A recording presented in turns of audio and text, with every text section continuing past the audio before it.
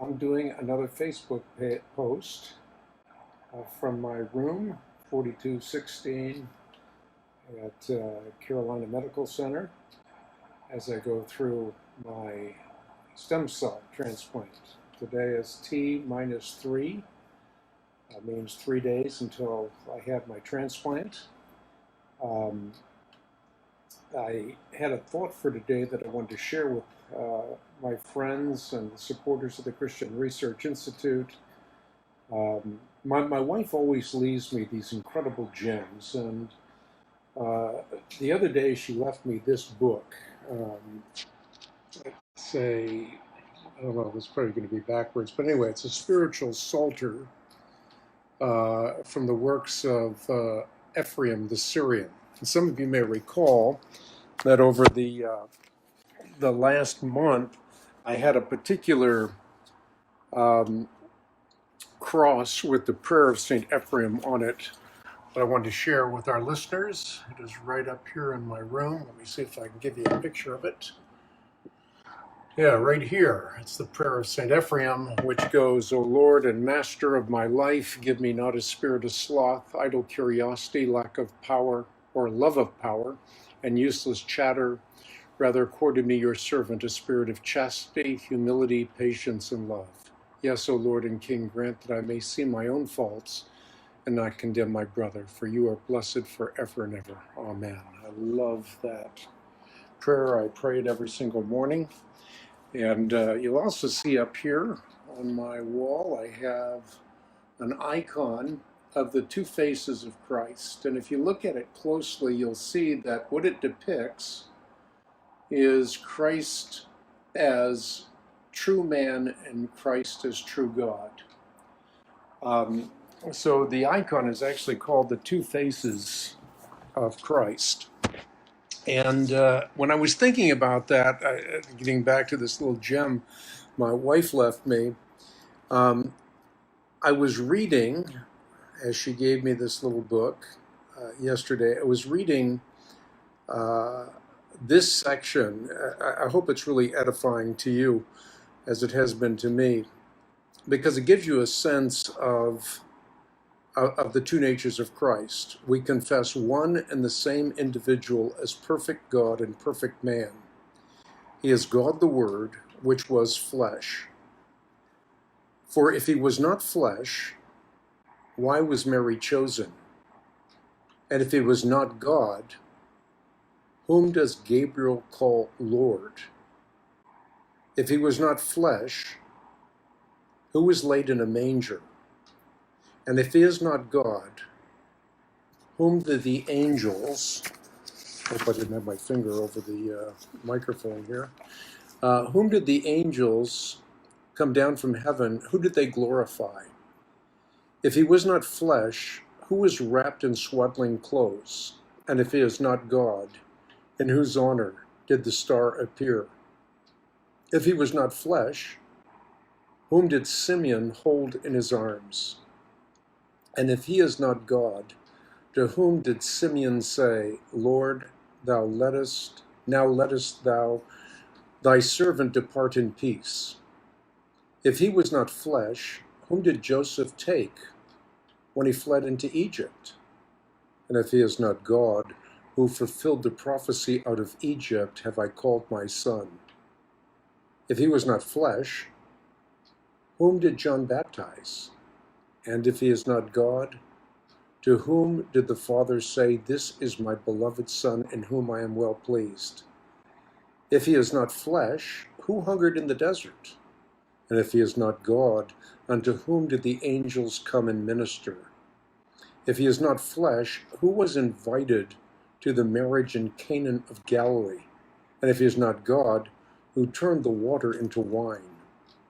If he was not flesh, who took the loaves in the desert? And if he is not God, who fed the 5,000 men and their women and children with 5 loaves and 2 fish? By the way, I read about that this morning. I'll talk about that in a moment. If he was not flesh, who slept in the ship? And if he is not God, who rebuked the waves and the sea? If he was not flesh, with whom did Simeon the Pharisee sit at meat? And if he is not God, who forgave the sins of the harlot? If he was not flesh, who wore a man's garment? And if he is not God, who healed the woman with an issue of blood when she touched his garment? If he is not flesh, who spat on the ground and made clay? And if he is not God, who gave sight to the eyes of the blind man with that clay? If he was not flesh, who wept at Lazarus' grave? And if he is not God, who commanded him to come forth out of the grave 4 days after his death? If he is not flesh, whom did the Jews arrest in the garden? And if he is not God, who cast them to the ground with the words, I am he? If he was not flesh, who was judged before Pilate? And if he is not God, who frightened Pilate's wife in a dream? If he was not flesh, whose garments were stripped from him and parted by the soldiers? And if he is not God, why was the sun darkened upon his crucifixion? If he was not flesh, who was crucified on the cross? And if he is not God, who shook the foundations of the earth? If he was not flesh, whose hands and feet were nailed to the cross? And if he is not God, how did it happen that the veil of the temple was rent in twain, the rocks were rent, and the graves were opened? If he was not flesh, who hung on the cross between two thieves? And if he is not God, how could he say to the thief, today thou wilt be with me in paradise? If he was not flesh, who cried out and gave up the ghost? And if he is not God, whose cry caused many bodies of the saints which slept to arise? If he was not flesh, whom did the women see laid in the grave? And if he is not God, about whom did the angel say to them, he is arisen, he is not here? If he was not flesh, whom did Thomas touch when he put his hands into the prints of the nails? And if he is not God, who entered through the doors that were shut? If he was not flesh, who ate at the sea of Tiberias? And if he was not God, on whose orders were the nets filled with fishes? If he was not flesh, whom did the apostles see carried up into heaven? If he is not God, who ascended to the joyful cries of the angels, and to whom did the Father proclaim, sit at my right hand? If he was not God and man, then indeed our salvation is false, and false are the pronouncements of the prophets. But he is truly God, and he is truly man. And I was thinking as I was reading the account of the transfiguration of Matthew chapter 17, I thought I would add, if Jesus was not truly human, he would not have had to traverse Mount Tabor with his disciples. And if he was not truly God, he would have not been transfigured in their presence. So I was thinking about how wonderful it is that our Lord is one person with two natures, 100% human and 100% divine. And this morning, as I was watching the nurse put up my chemo, which is, I'll show you right here, is dripping into my veins. Let's see, here's my little buddy with all the stuff that's going into me right now.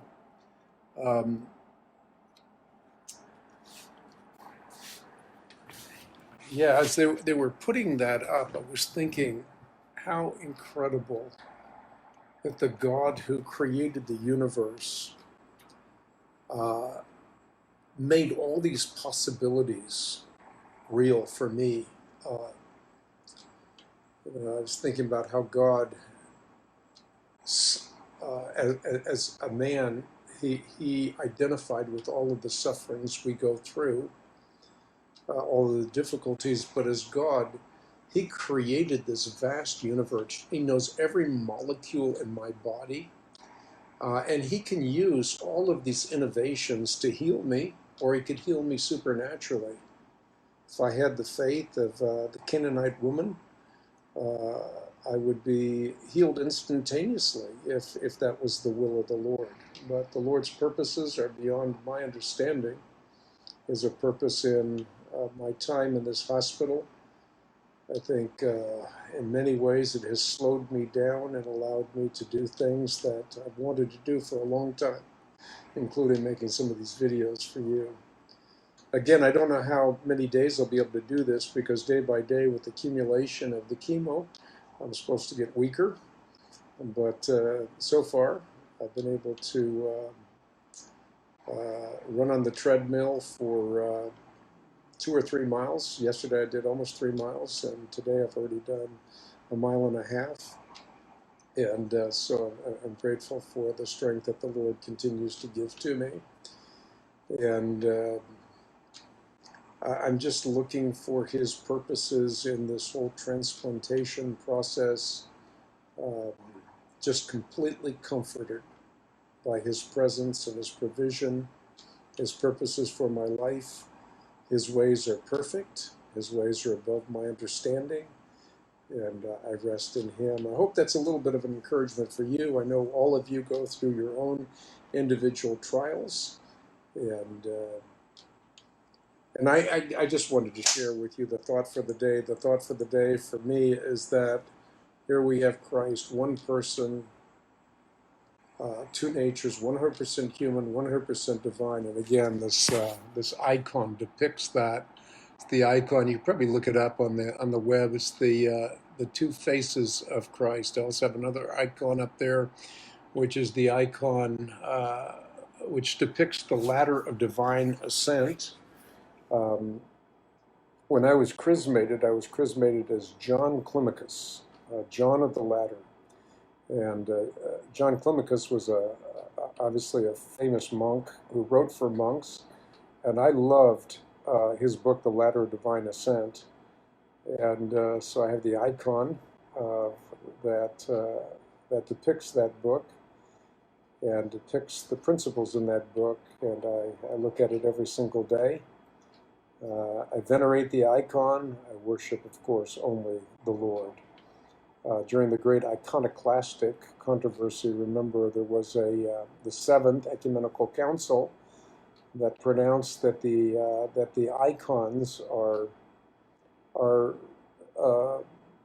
fantastic windows into another world, as the Western Church likes to say, at least. So the iconoclasts were there were breakers of icons, and the iconodules would venerate the icons, never worship them, only worship God, but venerate the icons. They have this beautiful relationship with these icons, and particularly the icon that I was just talking about, the two faces of Christ, which depict both His human and His divine nature. And as I was looking at that and reading through the Bible, I was thinking of you and thinking of something that I wanted to communicate with you today, the thought for today. Hopefully my rambling is still somewhat coherent today. The chemo is taking its effect, but I'm doing remarkably well. Looking forward to the transplant on Tuesday.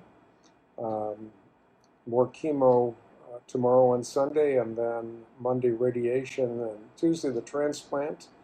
About 6 to 12 days after the transplant, I reach my nadir, which is the low point, the most difficult point, but God gives you the grace when you need, and I am resting comfortably in that. I've never been so peaceful about anything. I really believe that God is going to completely cure me, but I don't know. I don't want to presume on the Lord. But I'm comfortable either way. I feel like the Lord has a lot more work for me to do upon this earth, and I'd like to be here for that and for my children and for you. But if not, I'll be rooting for everybody from with that great cloud of witnesses. So either way, I'm comfortable and happy. Thanks for letting me come into your home or wherever you're watching this video. Thank you for your support of the Ministry of the Christian Research Institute. You know, this little book is such a treasure. Kathy keeps dropping these treasures into my life. I almost want to say that for those that support the Ministry of the Christian Research Institute, I'll try to get one of them into your hands. I absolutely love this little book. It's just a gem. Ever since Kathy gave it to me, I've been immersing myself in it, along with immersing myself in the Bible. But I don't know if I can do that. I'll probably get in trouble for saying it. But if some of you are interested, you can check with the Ministry of the Christian Research Institute. We can see if you can get a copy to you for your praise and your support. You know, I don't like to do anything that's gimmicky. I just want to provide those resources for people that support our ministry and pray for us. And it's a way of your supporting the ministry and me supporting your spiritual well-being. Again, I think this is one of those treasures. My wife comes up with them all the time. I'm so grateful for that. And I hope that even the small excerpt was a blessing to you. Anyway, I'm going to sign off before I fall off the couch. And again, thanks for letting me come into wherever you are and have this conversation with you. Blessings to you.